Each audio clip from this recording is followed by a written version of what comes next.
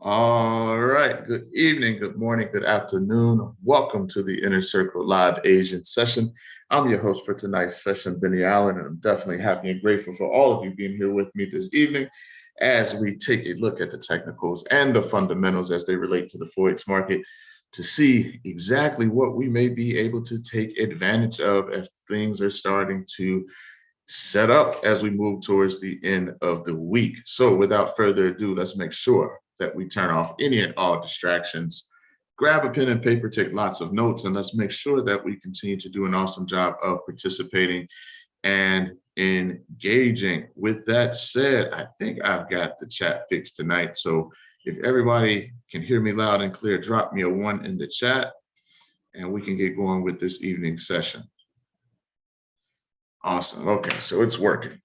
Okay. Zoom's been making a lot of updates. They made another one just probably like 20 minutes before the session. So I'm glad that everybody is able to use the chat feature. And as always, you all should have, let me see, just about have control of your microphones. We just always ask if you're not asking a question or making a comment, let's make sure that we keep those microphones on mute. Okay, so let me exit out of here and close this out, and we'll take a quick look at the Forex factory because we've got the CPI for Canada came in missed target, okay, so slightly off. So inflation is still high, but just some signs in some areas that things are starting to cool off a bit, which is the goal of raising those interest rate hikes. So it's still way up there. They plan to still be aggressive at this point with the interest rate hikes and do what they need to do to bring that inflation down to target. But the latest CPI data missed forecast. It was forecasted for 0.9%. It came through at 0.7. So a little bit of ease there, not much, but we'll continue to watch that closely. And then tonight, right, we've got the BOJ, Bank of Japan, outlook report, monetary policy statement, and the policy rate. So we'll see. I think the conference is going to be more important than anything for the forward guidance to see exactly what they want to do as everything continues to push against the yen to the upside. And you definitely have, that monetary policy and interest rate divergence going on at a pretty high level. So we'll see what they say tonight. Is all tentative. So, you could see a reaction on the yen depending on what's said at any point in time this evening. So just keep an eye out for that. And then moving on, right, 8:15. This is the one that everybody's been pretty much waiting on. See if it'll be a catalyst to really get the yen moving to the upside, or, it, depending on what they say, could move it, have it continue to the downside and push lower. But we definitely are looking for the markets to move tomorrow with the refinancing rate. Right now, it's expected 25 basis points. Speculation out there for 50 basis points. So we'll see. And then we've got the statement after that. So that's going to be very, very, very, very important. A lot of times, if you want to watch it, the statement and not the statement, they'll put that out, but the press conference at 8:45, where you'll have Christine Lagarde speaking, head of the ECB. A lot of times, if you just type that into YouTube, the ECB press conference, you'll see it playing live. So if you wanted to tune in to that, so that's the big thing. We've got, and then on Friday we've got flash PMI, inflation reports and stuff like that coming out for the Eurozone, for the UK. So more of the same. We know we've got to get the inflation under control. It is a global issue, but this is the key tomorrow, 8:15, 8:45. That's going to be very, very important. So let's continue to keep our eyes on that, eyes and ears on all of that to see what's going on. Trade and economics. We've got existing home sales hit a 2-year low. Hey, interest rates are going up, okay, globally, but here in the United States, the real estate market is a huge part of the economy. It is everywhere else too, but especially here. So that's something that's a key data point. So for existing home sales to hit a 2-year low, that lets us know that, hey, that those interest rates going up on those mortgages and things like that starting to have somewhat of an effect. Okay.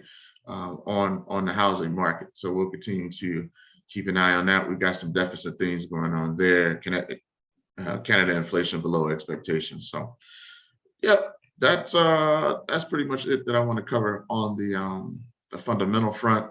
I want to take a look at the DXY real quick because we see that it pushed down, it corrected, and now, right, had a bullish to neutral day today, but we could be forming that low, right? We'll see what happens with the price action tomorrow, but it could be forming that low, right? And looking to move up prior to getting to that level. So we'll see. We'll see. We'll continue to watch an eye on it. This could just be maybe a short-term correction and then a continuation down. But overall, long-term dollar still bullish, and we'll see how deep this correction goes. So just continue during these times, right, where you're kind of just in no man's land a little bit. Just continue to trade what you see. Trade what you see. Your chart's already set up. If trades hit your zone, right, that's when you take the trade. Figure out your risk, take the trade. Okay, trade right through it. All right, so that's where we are on the DXY. So before we get into the charts tonight, hold on, let me make sure everybody else has control of their microphone. Good evening to everybody who joined us. Appreciate you being here. So we sent out in Telegram couple things, the last one being the risk to reward, okay? And this is very, very important as it kind of plays off of what we went over last night.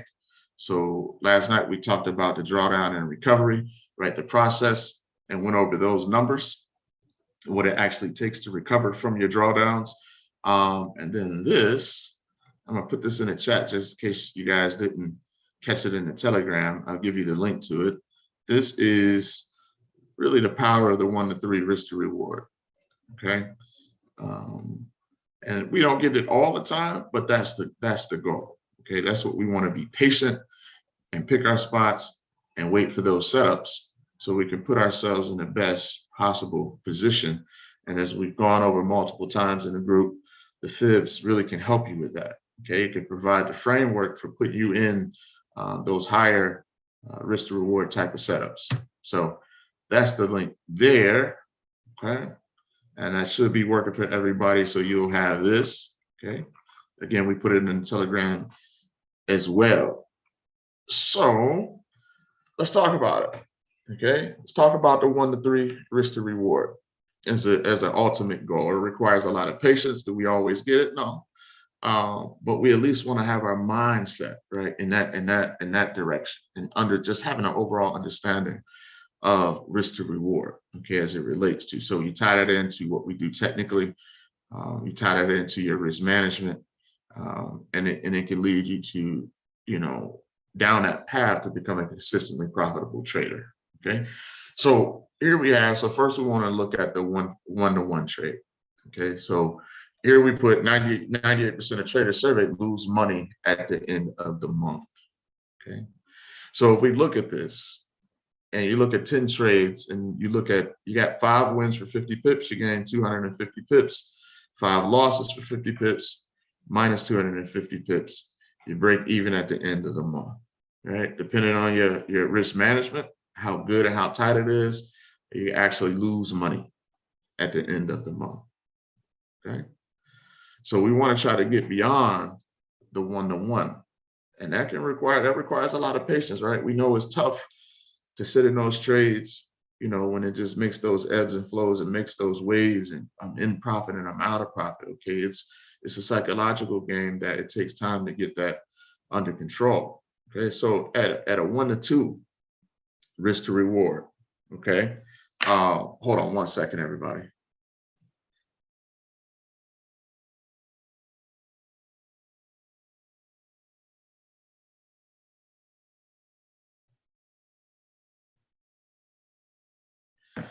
So if we look at our 1 to 2, okay, we put here 60% of traders lose money at the end of the month. Okay, so if you look at you winning 4 out of 10 trades at 100 pips, okay, it's 400 pips. You lose 6 at 50, that's 300. Okay, you net plus 100 pips. Okay, but if your strike rate drops lower than that, okay? You're at break even or you're at zero.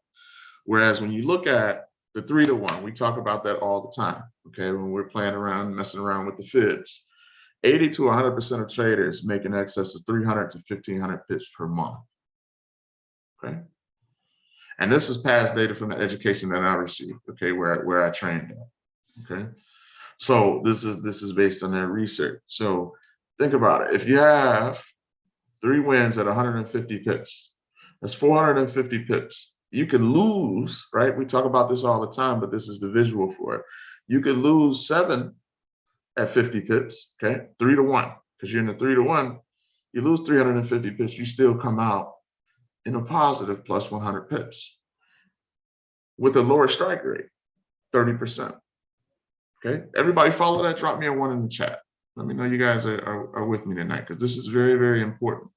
Okay, and these are things that you can build off of, because when you constantly have these things, right? How we went over last night, the drawdown and recovery, right? And that whole process and what it actually takes, right? And real numbers. And then you look at making sure that you're being patient enough and you think about it before you take that trade. Am I in the proper risk to reward?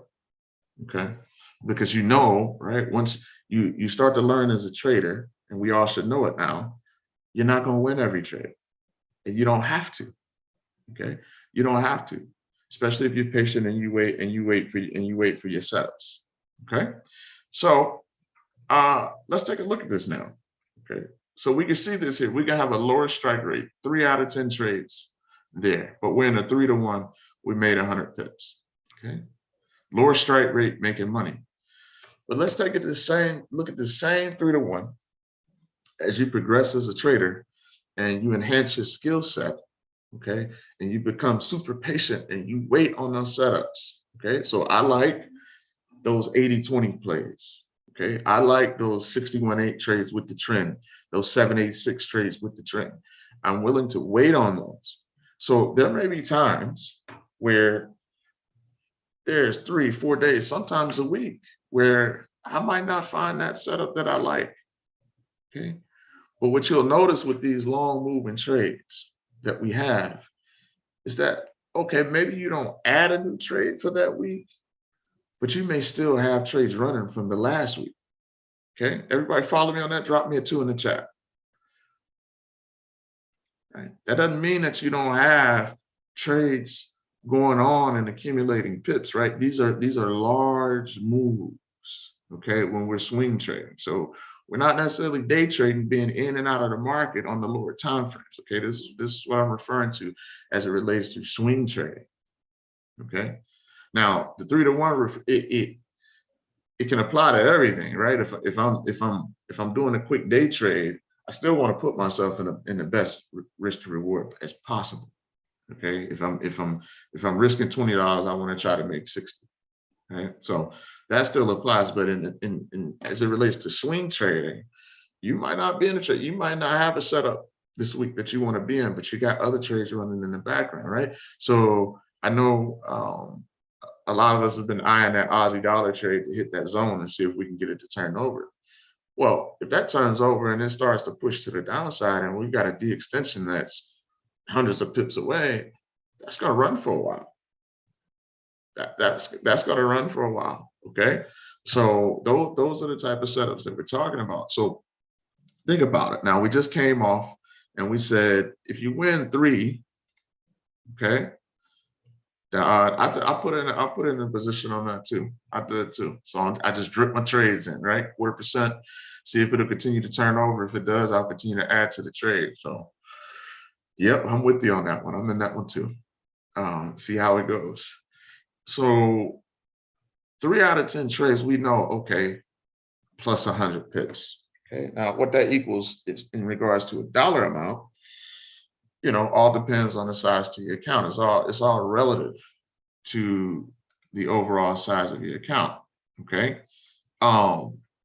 Now, if we go down and we see, hey, if we can get enhance our skill set just a little bit and we become a little bit more patient and we get to the point where we can put ourselves in a 3-to-1 risk to reward and right? Or 1 to 3 risk to reward. And we boost that win percentage from 30 to 50%, right? So we say that most of your traders, we covered it last night, professional traders, anywhere between 35 and 50%, okay, with their strike rate, okay? But that's a mixture, right? Some of them are day trading, more transactions, lower win percentage. Some of them, mix that in with swing trading, okay? So the number could be skewed a little bit, but at just 50%, now look, if I'm in that 3 to 1 and I make 150 pips on a trade versus, right, risking 50 pips, now I'm collecting at 50%, 750 pips, I'm losing 250, and now I'm making 500 pips, okay? So I'm getting better. My skill set is improving. I'm getting more patient, waiting on my setups. Now, if you flip it and you continue to get better, right? And this is where the win percentage goes up. Like when you put that stop outside the A and you trade smaller and you scale into your trade and you give your trade more room to breathe. So typically the tighter you stop, okay? So think about that in your head visually. So maybe you put your stop loss above the C and not above the A. That can tend to bring your win percentage down a bit, bring your strike rate down because you're not giving yourself the trade a lot of room to breathe compared to, right? So we know we can put the stop above the C and it still might be a 50 pip stop or something like that. But as compared to putting your stop outside the A and bringing your lot size down and then scaling into the trade later, if you put your stop outside the A, let the trade breathe, then your win percentage, okay, can go up a bit if you let the trade breathe. So just imagine that. Now I'm at a 3 to 1 and I'm winning 70% of my trades. So I'm trading less. My percentage is higher. They're longer running trades. But now look, at 70%, I'm at 1,050 pips. I'm only losing 150 and my net profit is 900 pips. Okay, so just something I wanted to share with all of you, right? As you continue to progress as traders, and you may see a ton of setups that you think you may like, but you want to think about every single setup in the context of risk to reward, risk management. We saw the drawdown and the recovery process, okay, and how much it actually takes to get back, just to get back to break even.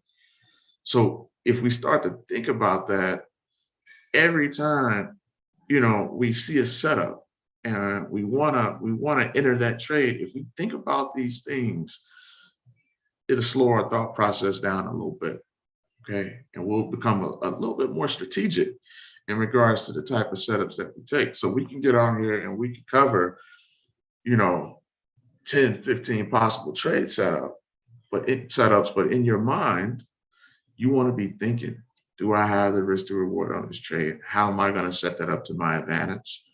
Right? What's my risk management? I should be comfortable going to sleep at night.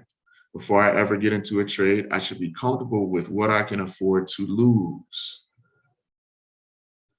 And if you're not comfortable with that, then maybe that's not your setup, or you need to scale it down a bit to where you can become comfortable, okay? Because these are big moving setups that you can always add to the position later, okay? Any questions on this?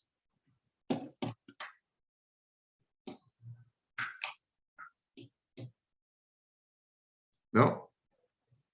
Not yet? Okay. All right, so keep these things in mind, right? What we've covered over the last 2 evenings, okay? So let's we'll take a look at that that Aussie dollar setup for an example, okay? So here we are on the 4, okay? And I adjusted that to 140 up above that stop. But say, okay, because if you look at it on the daily, this is a 4-hour target, but what you do is, if you look at your daily time frame, here's my daily D extension, okay? And this is where your fundamentals come into play later down the road. So we've turned over already. So think about this on the daily time frame, okay? So we've turned over already. This trade is turned over in the zone. So from that high point at your A6 is already turned over over 1,300 pips has been moving to the downside. So it makes sense that we get these corrections. We've gotten them all the way down.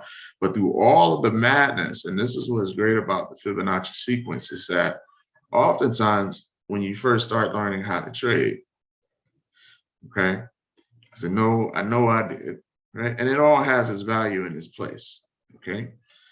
You get caught up all in here. You're zoomed in and you're focused on this little move. Is it going to break support, break resistance? Is it going to continue up? You get caught, right, in these setups here, right? Which, hey, that broke support, it moved down. That's a good trade.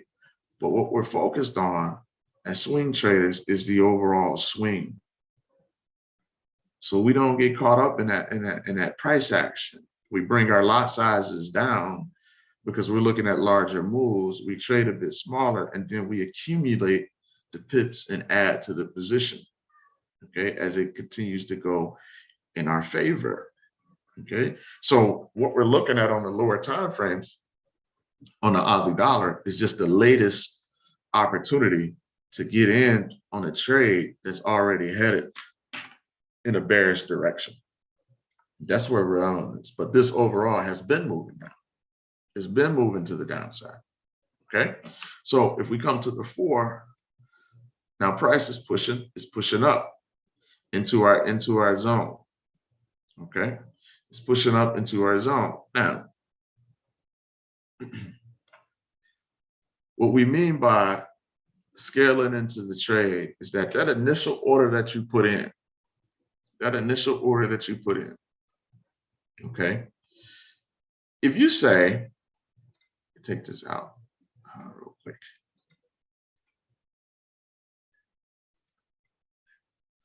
If you say I want to risk, say 1% on the trade, right? Let's just leave it at 1%, keep it simple. Wherever you enter with these big moves, you don't have to put your full 1% on in the initial trade, okay? Because you have to believe that the market moves in waves, but you also have to believe that you do not control the market and that you are not right all the time, okay?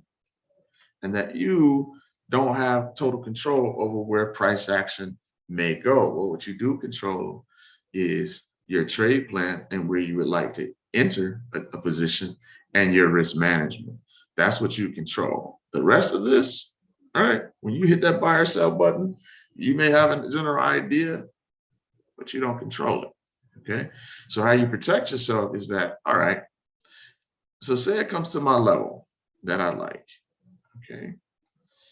I may get in at 1/4%. So if I'm risking 1%, say that 1% is $100, 1/4% of that, right? Divided by 4 is $25, for example.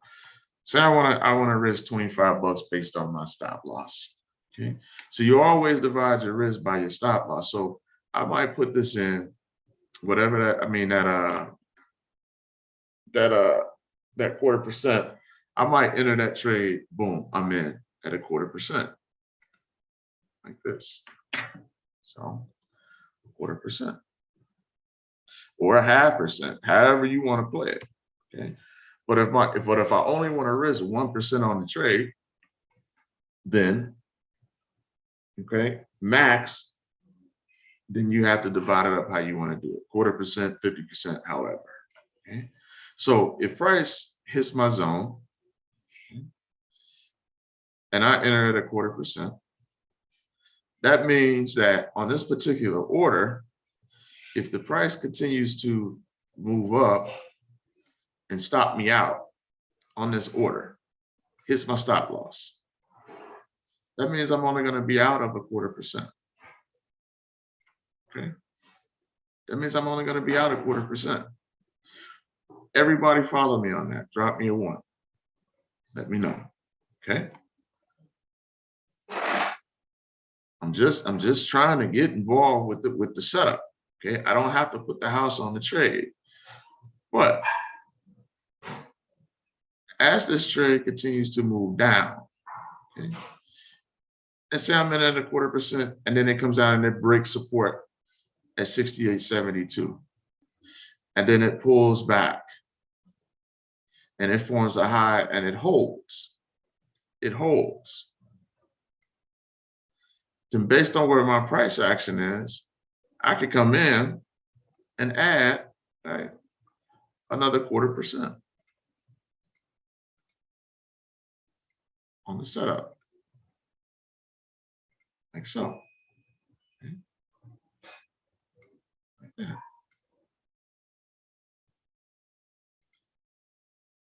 And then I'm going to make my stop relative, right, to where price is. Okay. We'll get into that, do another lesson on that. We're just going to go over the overall structure tonight with the time that we have. Okay. So now I'm in. So I didn't just dive in and put everything I had into the setup here on that initial trade. So where I might not start out at 1%, okay, and say we have structure here. So we'll put that in purple. And now it's just a price action game because I've got my target in mind, right? And if you look at your long-term target, here's the daily, the extension that's relative to the correction and the pullback on a daily. See, we got an 8.6 pullback. We expect a 1.18 at some point, long-term, the extension. So this is one target, but this is another one because this is my daily 1.18, the extension.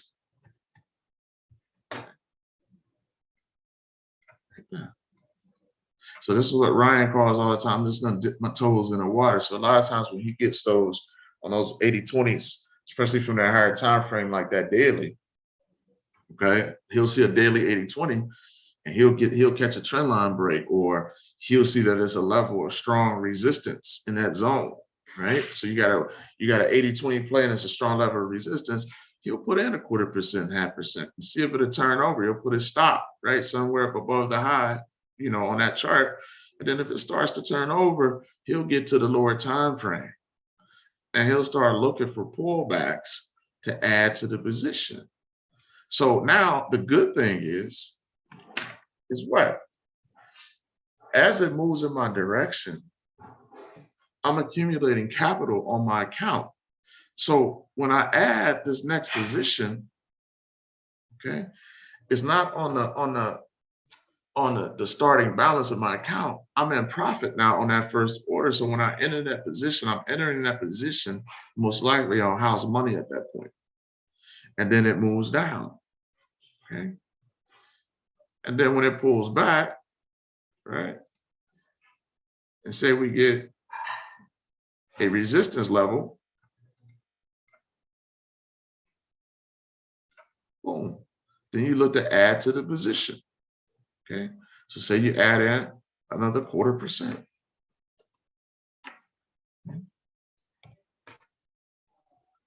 And what you could do is when price turns over and you get that new low to form, that lower low, then guess what you can do? That's when you see it start running those sub-fibs like this.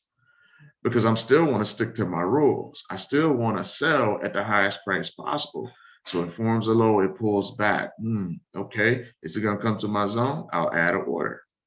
Let it run. When it hits the extension and forms a new low and it pulls back, is it in my zone? Okay, I'll add a new order. So now you're looking to scale into your positions.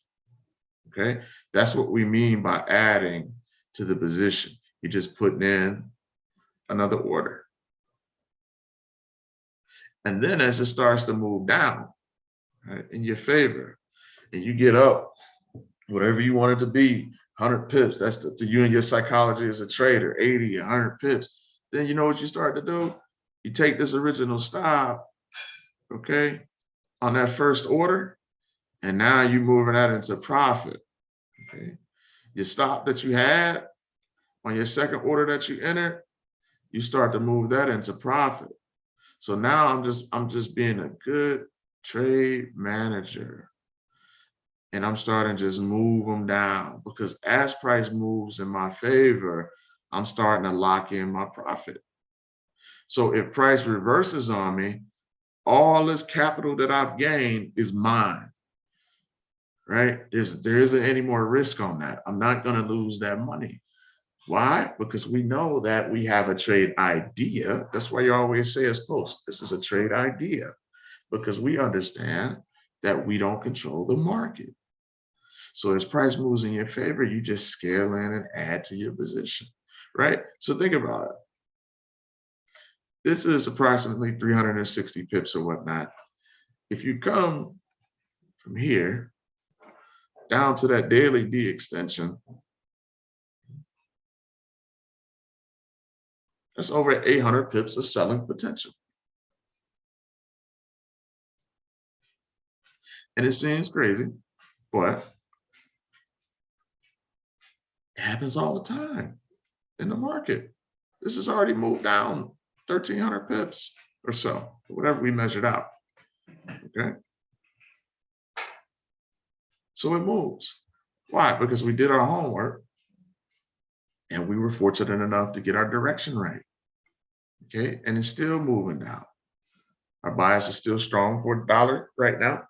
It's still moving down. Is it going to have its opportunities where it pulls back? Pulls back? Yes. Okay. But that's what we mean by, when you're swing trading, scaling into a position. Okay. And scaling out would be what? Just taking profit on some of your positions, closing them out if you want to. If that's what you like to do, if psychologically you feel like, man, if I'm in these long trades, I'm going to need to take some profit, then that's what you do. As it moves down, then you take profit on some of your positions, or reduce the size of some of your positions. Take partial profits. All right. Okay. So look at the chart, investors.com, Forex strong buy. I'm not sure. Got your chart to look that way. Because if you're on investing.com and it's calling a strong buy, it's because we're in a down retracement zone. So it makes sense, right? This is a strong buy because it came off of an 80-20 swing and the price has been moving up. And the only way it moves up if somebody is buying, but we are still overall in a down fib.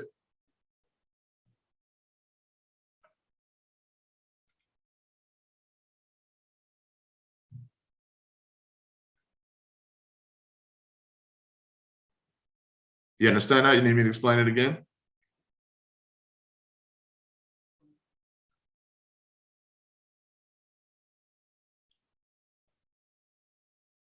No?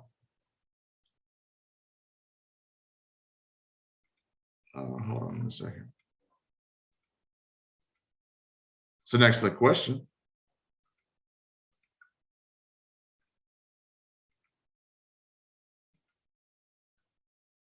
Right? So we're in a down retracement zone. So you see how, for example, you'll see all of these when it's selling hard, they'll all say sell. But when it hits certain levels and it's time for price to pull back, in order for that price to pull back and correct, you have to buy. People have to be buying at that level, right? Which is why we have the 80-20 setup that we trade. Okay. So, right, in order to play this 80-20,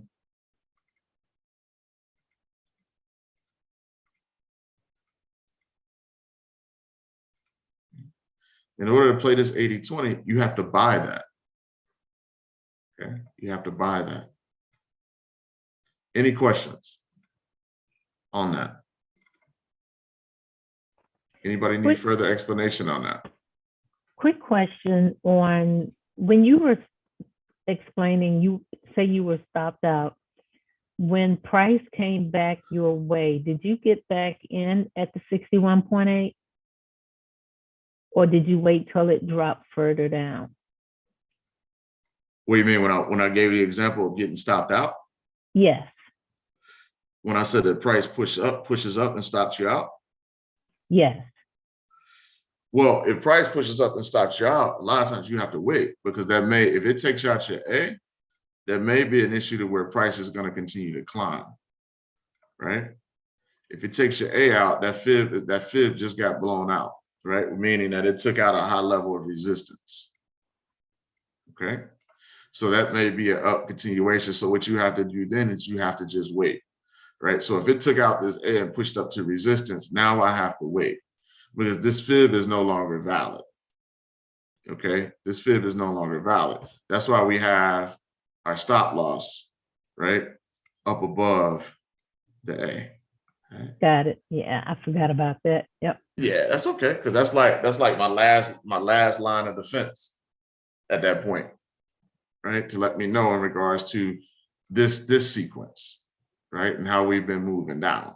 Okay, and that happens sometimes. Sometimes you get it where, right, price will continue to push up, something will happen in the market, right? You get dollar weakness or Aussie strength for something that's going on, some news, fundamental news, and it'll push up higher. It'll push up higher and it'll take you out, right? It'll take, if you're playing this off the 4, it'll break and it'll take you out. But overall, on your higher time frames, that structure is still down. It's just making a higher correction. And that's just the game that we play, you know, and you have to revisit it at some point. Like you can see here, right? This move here, that push down, that pulled back off that level over 400 pips. So most likely on a 4 hour, you probably at some point had a down AB boundary and it got taken out because of how deep that correction was. And then you see it drop. So all you can do is say, you know what? I look at it from the top down through all my charts. Okay, that was just a deep correction. We're still in a downward path. And then I reset myself and look to get in the next opportunity.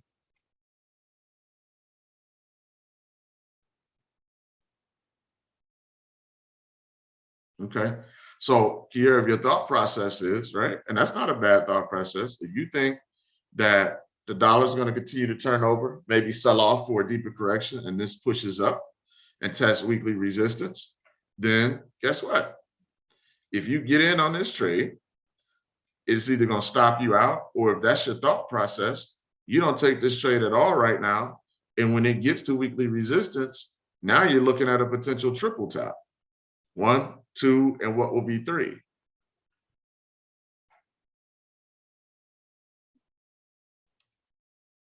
So those are just the decisions you have to make as a trader, right? So if I get in this trade, okay, either when it hits my zone or I wait for a trend line break and confirmation. Okay. So maybe I want to add confirmation to that. It's in my zone, and now I want to pull my trend line out. Okay. I want to pull my trend line out. And if I never get a solid break and a bearish close, and things don't align for me, then I'm gonna let it just continue to ride up through the trend line, and take my stop out. Okay. But if it doesn't, if I'm playing with extra confirmations, whether you're using a stochastic, a MACD, trend lines, whatever you use when a trade gets to your zone, then you follow that. And if your confirmations aren't met, then it's just going to naturally carry up and take you out. You know what? That trade idea is invalid. Then I revisit it at the weekly resistance level. Right? That comes down to you as a trader, your psychology, and your trade rules. So if you think that's the move, then you're not even discussing this right now. You're willing to wait to see if price gets up to this weekly resistance level. Now, if it turns over and it goes south for 300-400 pips, that's okay too. That doesn't make you a bad trader. Or, oh, I missed out, I missed out on a trade. It is what it is. It didn't meet your expectations. You don't take the trade. That's the part of the game that you control. Okay.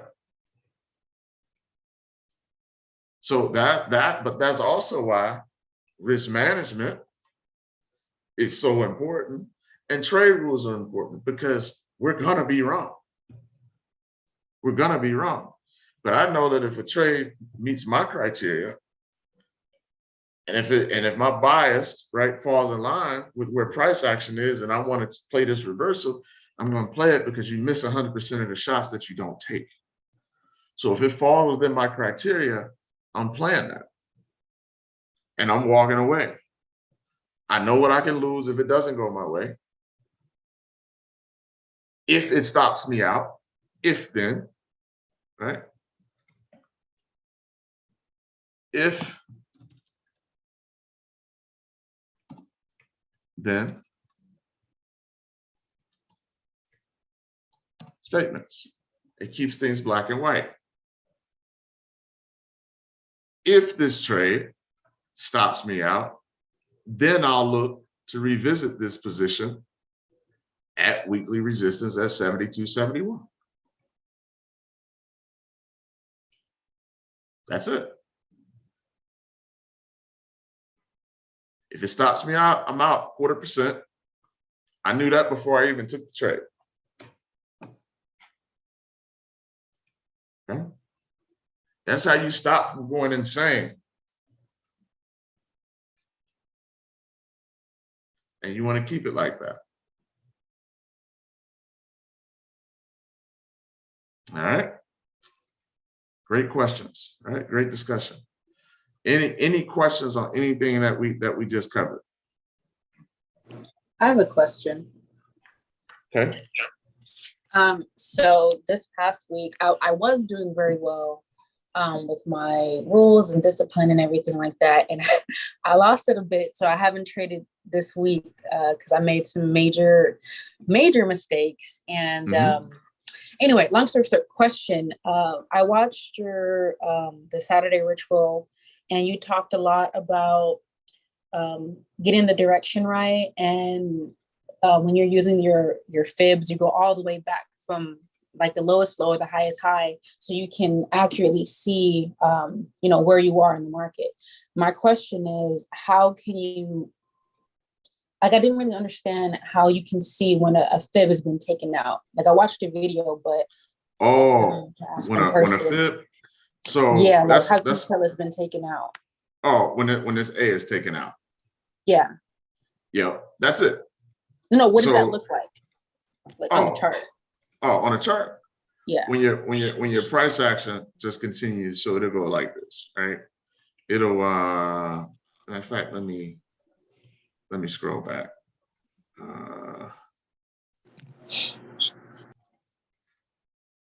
Let's find an area.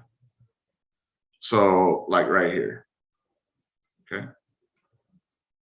You see this AB boundary? Yes. Okay. You see how price pushed up and went beyond it? Mm-hmm. That took it out. Okay. That took that out. So when there's a large gap in between like that, does that mean that fib with the fib to the left was taken out? Or is it only when,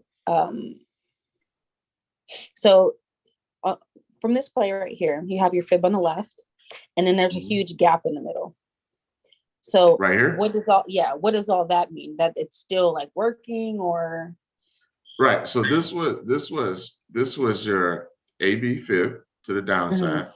And at one point, this looked like this. Okay. At one point, this was highlighted. Something like this. Okay. It was highlighted something like this. Okay. And then, right, you had how they do it. Okay. Your push zone. Okay. So it was highlighted just like this one here. Okay. So as long as it's within this AB boundary, it's retracing. That's considered your retracement zone. Okay. Okay. But you see how it continued to push up. It took out your A. Okay. It took out your A. So that trade is done, and it's similar to the scenario, right, that she's thinking about. This right here that happened and took out my A is the same thing as the thought process of this is going to continue up and test the 72, 71 level. That means it's going to take out that A. You see what I'm saying? Yeah. And then it's no longer highlighted. But you can see how choppy this end up getting, because when you take out an A, right, it's a potential reversal. It ran into monthly resistance though. So technically when that A got taken out, your fibs would run this way. Okay. See that? Now, it took out my A and it pushed up, but it ran right into that monthly resistance. And then look what happened. It continued down. And you see this AB boundary here? Mm-hmm. This was my A. See? And it took it out. Mm-hmm. So all I did was, when it got choppy and rangy and pushed up, it just sought out, right? Higher level, boom, and then it pushed down. See? So if it's not highlighted, yeah. So if it's not highlighted anymore, does that mean that trade has already finished? That means that either your A got taken out and that fib is no longer valid, or it's hit an extension. Okay. Right. So if this fib plays out and it comes down, so say it sticks right at this 61.8 or this 50% or whatnot, and it turns over, my projected D extension is my 1.618 extension. When price hits that, this is going to disappear. The pink and yellow box is going to disappear because that fib is now complete. Okay. Okay. And then you just basically wait for the next one to form at that point. That's it. Okay. That's it. So the key is you ride your fib. You try your best to get your direction right. And you don't always have it right. Sometimes the price gets choppy, it moves sideways, it starts whipping all over the place, and sometimes you just can't determine it. It is what it is, right? But all you can do is put yourself in the area of highest probability. Okay. Now I know over 100 trades, if I sit and wait, if my direction is right and I sit and wait for these type of plays in my zone, I'm going to come out on top. I don't have to win every trade. I'm not concerned about winning every trade. I'm not concerned about being right on every trade. What I'm concerned about is put myself in the area of highest probability and using proper risk management so I can preserve capital and stay in the game. I don't want to blow my account in 10 trades. I don't want to do that. If I'm trading at 1%, it's going to take me 100 trades in a row. Think about that. Now, we all have blown accounts. Some people in a week, some people in 2 days. But if I'm trading at 1% and I'm consistent with that, okay, then I have to lose 100 trades in a row to blow my account. Now, think about how fast people blow accounts. Man, look, this past week, I finally got to a point where I was comfortable. And then 2 days, I lost like 75% of it being overconfident. So I took myself out of the game and I'm going to wait a week to reset. But I felt like on a lot of trades, I thought I had the direction right. It was a little confusing because at some point, prices are moving up. When you're looking at like the monthly time frame, sometimes I can't tell whether it's an uptrend or it's a downtrend because I don't know. It's difficult sometimes.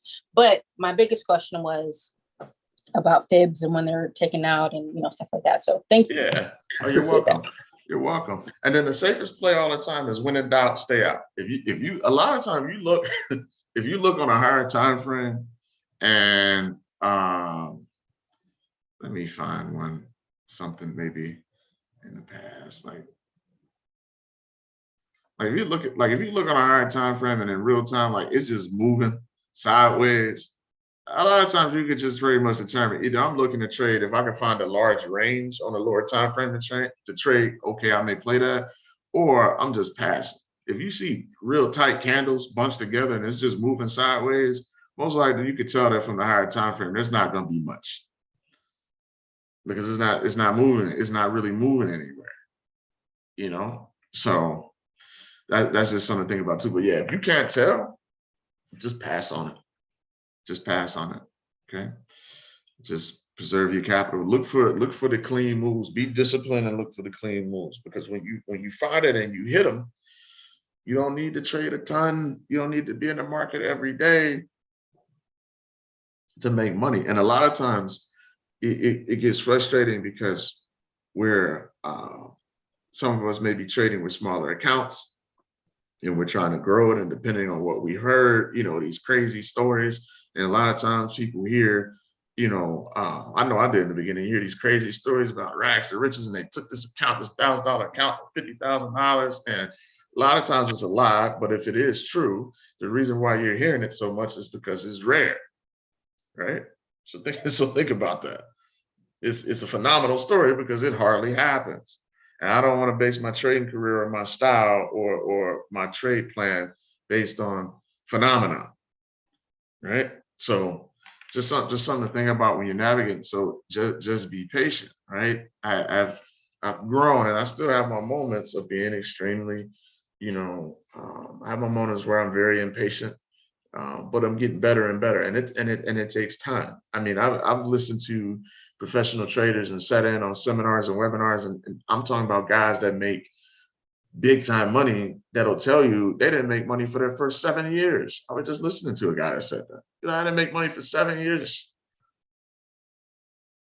But when it clicked, right? And when I finally got it, it more than made up. He said that 1 year he made up for all of the money he had lost over the 7. That's just how it happens. But you got to stick to it and stay with it. You have to learn those lessons. Sometimes what you just went through this week or whatnot, or last week, those are the best lessons, especially if you journal. How did you feel? And you pinpoint exactly where you made your mistake. That's how you learn. That's how you learn. It's we always say it, right? It's simple, right? When you look at this, but it's not easy. Because of the psychological side of the game, the risk management side of the game. And most people usually don't start out with, tuition, all right? It's the price you pay for tuition. But most people don't start out in the circles where you're homing in on risk management from the very beginning, which it should be. It should be, because you got to stay in the game long enough to get good. You have to. So, and then it gets frustrating, like especially what we're telling you. So when you think about a lot of funds out there, now you're a trader, you're in this game to beat the market, because if you're not in the game to beat the market in regards to return, eventually, as you become consistent, if you're not in it for that, then just give your money to somebody and put it in the S&P or whatever, or buy an index fund and get your return, right? But, if people are getting 24% a year in most of those funds, that's stellar. They get people knocking on their door pouring money, especially people with a lot of money. So at 24% a year, that's 2% a month. And that's not counting that you're probably going to have months where you don't make any money, you may lose, and then you may have a month where you make 5 or 6%, but 24% a year. And it doesn't, we want to outperform that, and you can, for sure, you can outperform that, but you got to get consistent. You got to be realistic. And then you got to understand that if I don't have a large trading account, it's going to take time. I'm going to have to trade small. And so that's why we think of everything in pips and percentage, because we know that everything is relative to the size of your account, right? So all of us in this group have varying accounts of different sizes.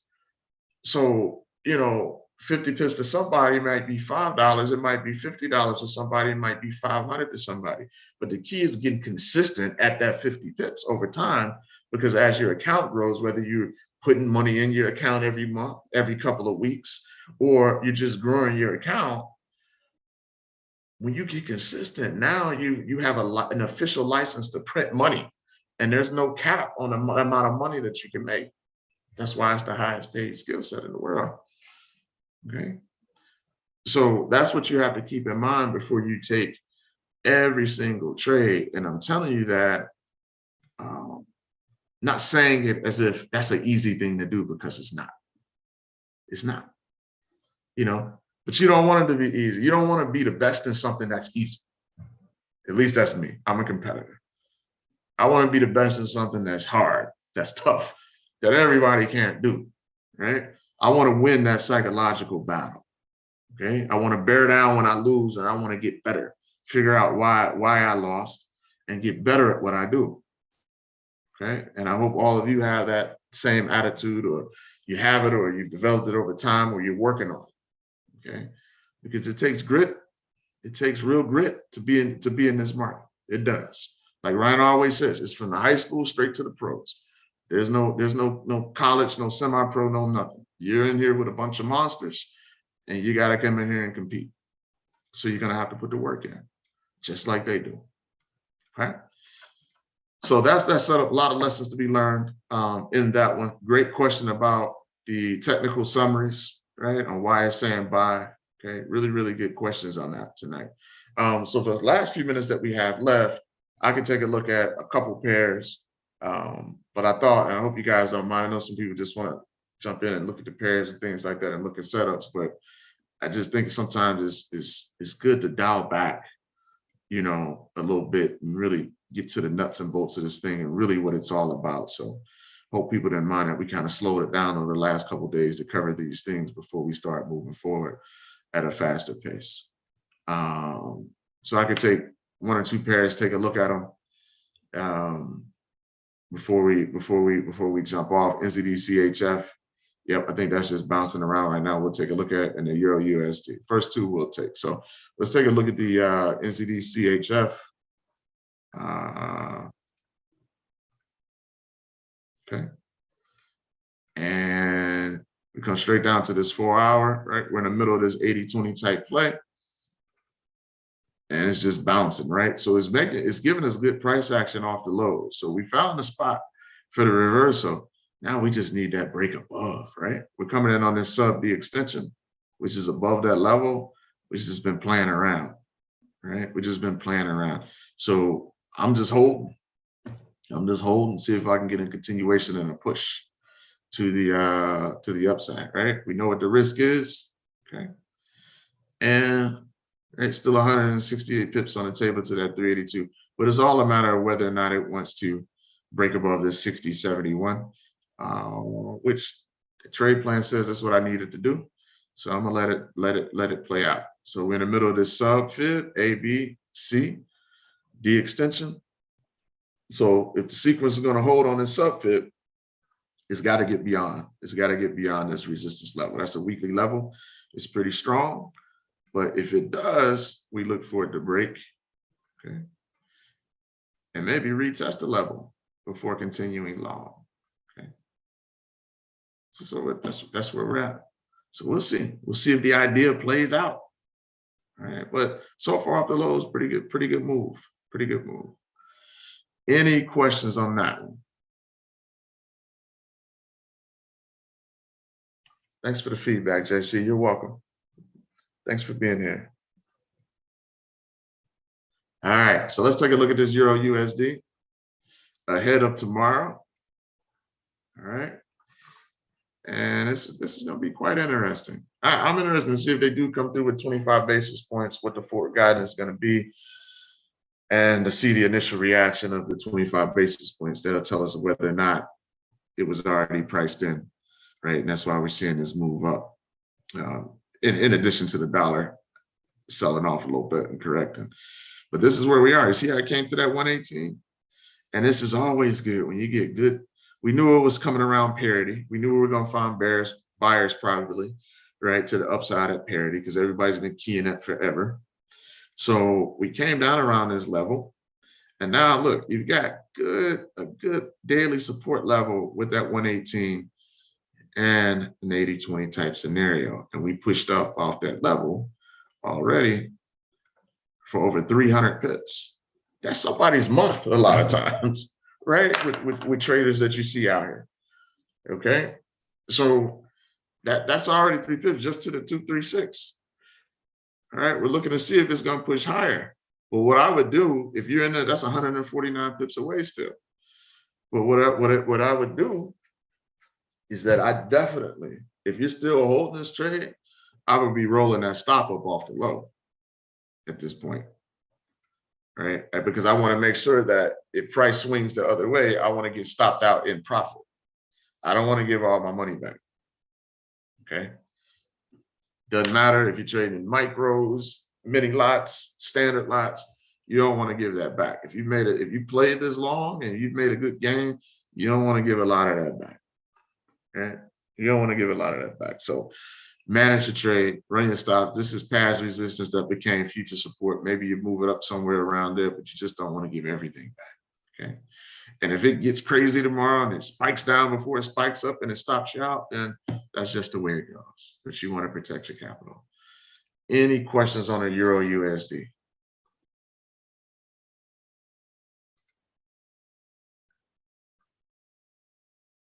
No? All right. So I'll take a quick blast through the rest of these Euros since we have that coming out tomorrow. Since we just hit the top of the hour. Looking at the 4 here, this is the Euro Aussie. So if we come down just to see the position that they're in, we know this is just, it gave us a good push up. It just kind of caught in between these 2 daily levels. Okay. So that's kind of just sitting around waiting on something. We need a catalyst. If we look at this Euro CAD, look at that, right? Same type scenario. That pushed beyond that 127 zone, but we got held up here at the weekly and we broke trend line. Okay. So that 382, if it wants to go, it's 430 pips away. Okay. So we'll see what happens tomorrow. I mean, sometimes when you never know what they're going to say in the press conference in regards to forward guidance. Never know how the market reacts. You can't predict it. But if it pushes up long, that's a good day in the market there. Okay, so that's where we are on a Euro CAD. Okay. And you look at your Euro Swissy, it's just moving sideways, and you get that a lot of times before major reports are due. Okay, major fundamental occurrences are due. So that's 100 pips to that 382. So if you're in that, manage your stops. The Euro GBP, okay, as choppy as it is, we brought the fib down from the daily. Here's the daily 382, right in line with that 1.618D extension. It's on the other side of the trend line. It's trying to push. It's choppy. Okay. So we'll see. We'll see how it shakes out. I know which direction I would like it to go. Right? But we don't know. So this is, you got to break. This is off this yen pair. We talked about these price action formations on these yen crosses, but we've got to push up off this support. So I'm just playing it where it is right now in this range, and we've got to break and a move up off support. Okay. So we'll see what price wants to do tomorrow, and then we've got the Euro NZD, okay, where been short on it so far. So we'll see how it shakes out. Okay. If you got short on that with us, just manage your risk. Okay. Manage your risk on that. That was a beautiful play. Okay. Alpha there. All right. Then we covered the Euro USD. So that's where we are ahead of tomorrow. And Kiera, glad you came too. Glad you came too. You had some great questions. All right. So that's it for this evening. Again, we put in the chat, right? The risk to reward, the power in that 3-to-1. And you don't get it all the time. The key is, right? Ideally, that's what you want. Doesn't always play out. But what's really, really important is that you have this as a part of your thought process. You're thinking risk to reward. You're not just blindly taking trades, hoping for the big one.